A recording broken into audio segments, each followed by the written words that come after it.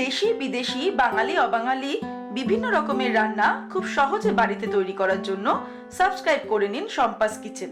আর আমার সমস্ত রান্নার আপডেট সবার আগে পাওয়ার জন্য বেল নোটিফিকেশনটা ক্লিক করতে ভুলবেন না।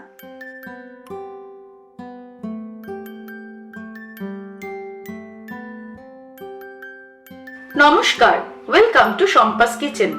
শম্পা রান্নাঘরে আপনাদের সকলকে স্বাগত জানাই।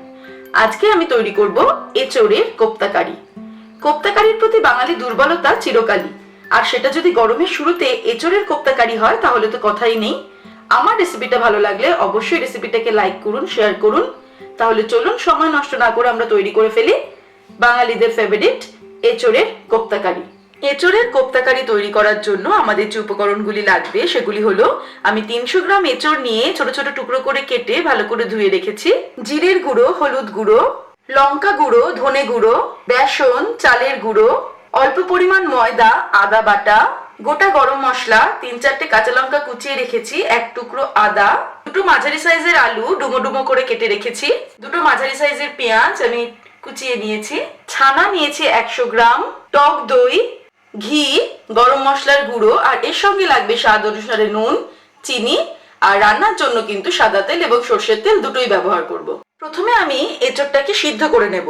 প্রেসার কুকারে নুন দিয়ে আর জল দিয়ে আমি এটাকে খুব ভালো করে সিদ্ধ করতে হবে, যাতে একদম নরম হয়ে যায়।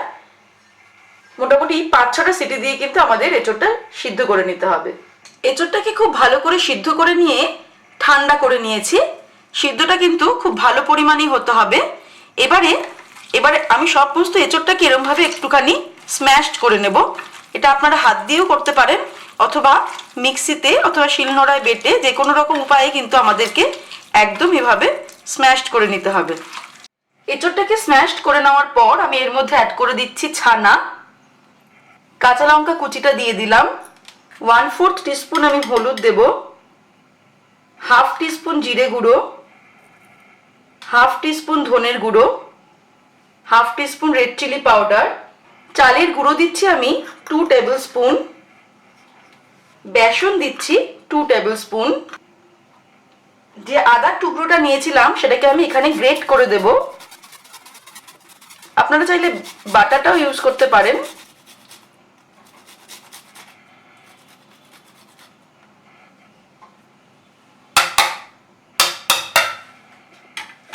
নুন দেব স্বাদ অনুসারে। খেয়াল রাখতে হবে আমরা সিদ্ধ করার সময় নুন দিয়েছিলাম, তাই আমি 1/2 টিস্পুনের কম নুন দিলাম। আর অল্প পরিমাণ চিনি অ্যাড করব, 1/2 টিস্পুন। খুব ভালো করে মেখে নিতে হবে। মাখার পরে বোঝা যাবে যে আমাদের আরেকটু চালের গুঁড়ো বা বেসন লাগবে কিনা, কারণ মাখাটা একটু শক্ত গোছের হতে হবে, যাতে আমরা হাতে ছোট ছোট কোপ্তাগুলো বলের মতো তৈরি করতে পারি, সেটা দেখে নিতে হবে। আমি আর অল্প চালের গুঁড়োর মধ্যে দিয়ে দিচ্ছি 1 টেবিল স্পুন মতো, 1 টিস্পুন আমি বেসন দিয়ে দিলাম। আমাদের কোপ্তার জন্য মাখাটা তৈরি হয়ে গেছে। এবারে আমরা ছোট ছোট করে আকারে কোপ্তাটা তৈরি করব। এবারে একটা প্লেটের মধ্যে আমি অল্প ময়দা ছড়িয়ে নিয়েছি। তারপর কোপ্তাগুলো তৈরি করে করে আমি ওই প্লেটের ওপর রাখবো।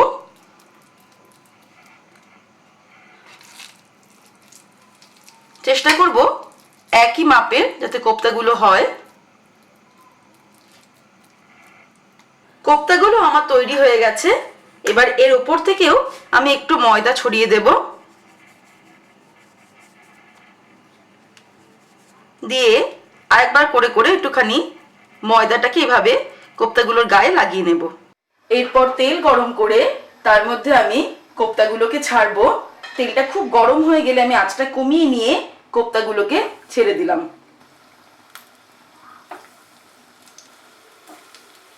কোপ্তাগুলো লাল লাল করে ভেজে নিয়ে তুলে নিলাম। কোপ্তাগুলো ভেজে নেওয়ার পর এবার আমরা কারি তৈরি করব। তার জন্য কড়াইতে আমি তেল দিয়েছি। সবার প্রথমে আলু টুকরোগুলো আমি ফ্রাই করে নেব। সর্ষের তেলে কিন্তু আমি কারিটা তৈরি করছি।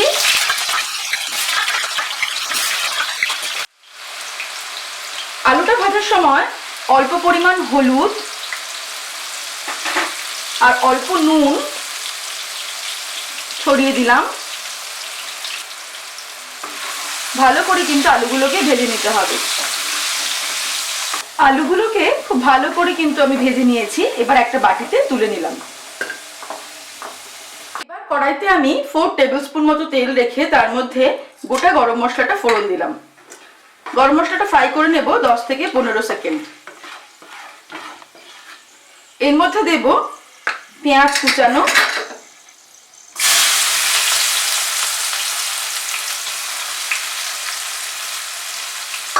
পেঁয়াজটাকে মাঝারি আঁচে ভাজবো।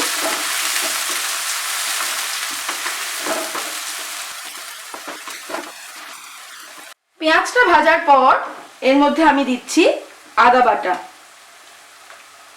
2 টিস্পুন আমি আদা বাটা দিলাম। আদাটা দিয়ে আমি 1 মিনিট এটাকে ফ্রাই করে নেব।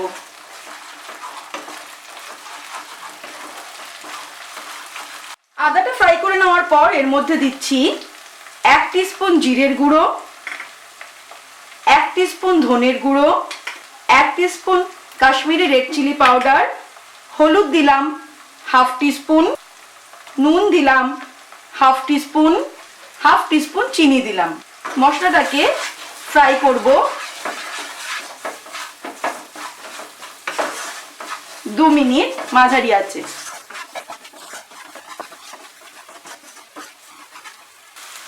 মশলাটা মাঝারি আঁচে ফ্রাই করার পর এবারে আমি এর মধ্যে টক দই অ্যাড করছি। আঁচটাকে একদম কমিয়ে নিয়েছি আমি। 5 টেবিলস্পুন আমি টক দই অ্যাড করলাম। মশলার সঙ্গে টক দইটা ভালো করে মিশিয়ে নিতে হবে।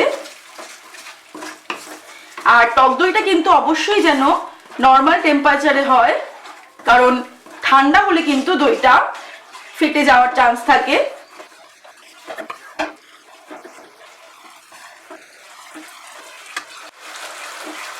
এবার আমি এর মধ্যে ভেজে রাখা আলুগুলো দিয়ে দিলাম।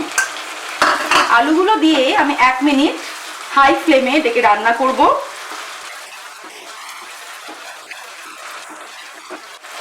এর মধ্যে অ্যাড করে দেব গরম মশলা। আমি 1/2 টিস্পুন গরম মশলা এর মধ্যে অ্যাড করে দিলাম।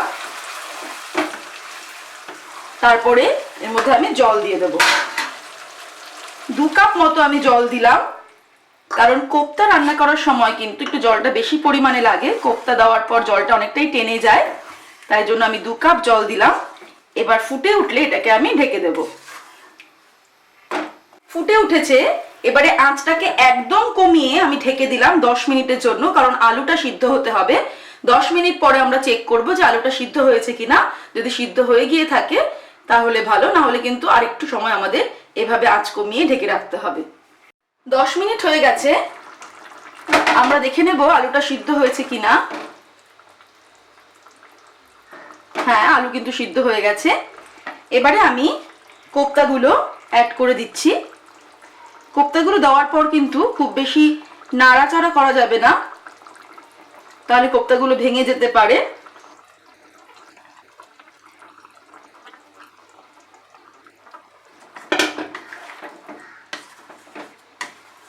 আঁচটাকে আমি বাড়িয়ে দেব।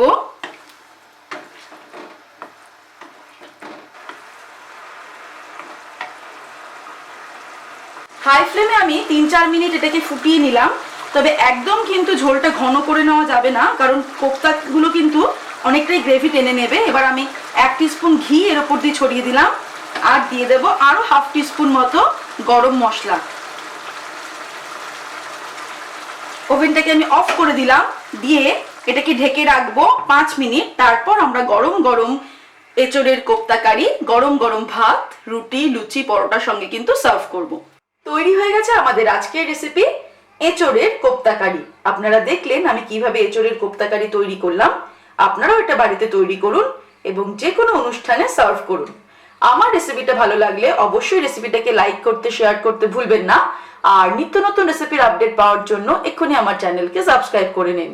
সুস্থ থাকবেন, ভালো থাকবেন। আমি আবার হাজির হব নতুন নতুন রেসিপির সঙ্গে। নমস্কার।